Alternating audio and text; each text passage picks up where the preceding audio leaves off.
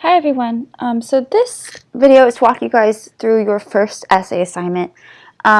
This essay is very simple. It's an argumentative essay focused on conveying a particular stance about an issue of your choosing. So you can look at here. Your prompt is very simple. Basically, you're going to create an argumentative essay around a topic, and you need to have a very clear stance on that topic. And you're going to be basically putting the logic together and the argumentation to understand how your stance is the viable choice. So what this means is that you need to pick a topic that has applicable stances. So you can't choose something that is opinion-based. So there's a lot of the options for choices are kind of endless. I've had students write about everything from DACA to abortion to having grass-fed beef in the stores to steroids in sports. There's all kinds of choices of what you could talk about.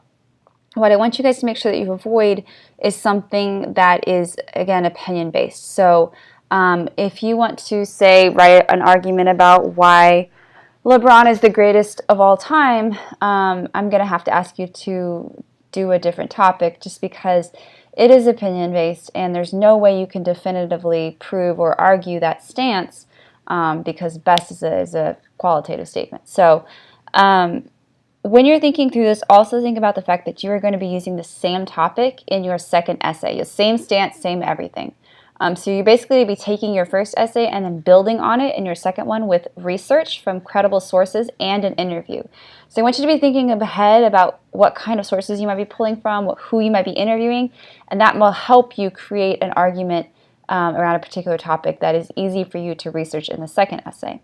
For this essay, however, you don't need any sources. You are more than welcome to include a source or two if you like, but they're not required. We're looking particularly here at how well you can form an argument. Is the logic solid? Is there good connection with the audience? Do you know how to bring in, ethos, pathos, and logos? Do you know how to bring in all these elements that create a solid argument? So you are going to create a topic proposal, and you're going to submit that to me this week. And then once that proposal is approved, you're going to be able to start writing your outline. If the topic is not approved, I will let you know on the discussion board where you will submit your proposal. I'll email you separately as well and ask you to resubmit via Canvas email a new topic or a revised topic. So ultimately, this essay is going to be 3 to 4 pages in length, and it's due on Sunday, September 23rd at midnight. Remember that MLA formatting is required. Everything's going to be checked for plagiarism. And then a key element here to note is that when I say 3 to 4 pages, you are always welcome to go over. You can never go under. So that's 3 pages minimum down to the very bottom of the page. If you write less than that, I will take off points. So the really important requirements here are that your topic has to be approved before you can start writing. If it is approved, I'll let you know in that same discussion board thread that it's approved and you can go ahead and start your outline. When you write your essay, it should have all of the general parts of a good argumentative essay. So this should be an introduction with a thesis statement that clearly states your stance and claim, body paragraphs with lots of good, solid reasons and evidence, and a conclusion which kind of brings the whole argument together. You also want to make sure that you have at least 3 reasons with evidence and 2 to 3 opposing points of view with refutations, which we're going to talk about that.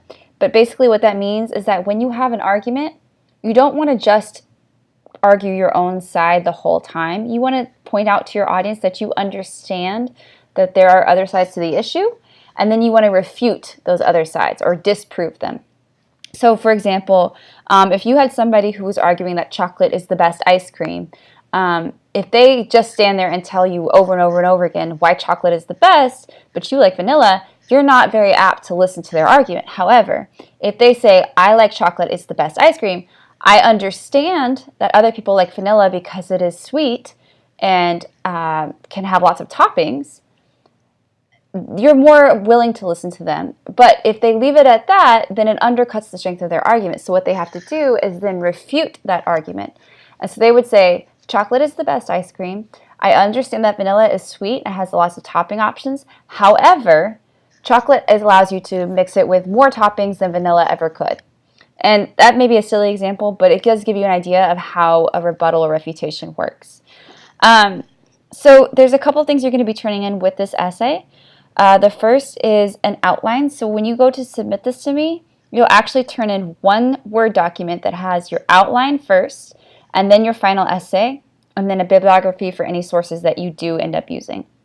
You will submit the outline to me as a separate assignment, but I want you to go ahead and include it in the packet as well.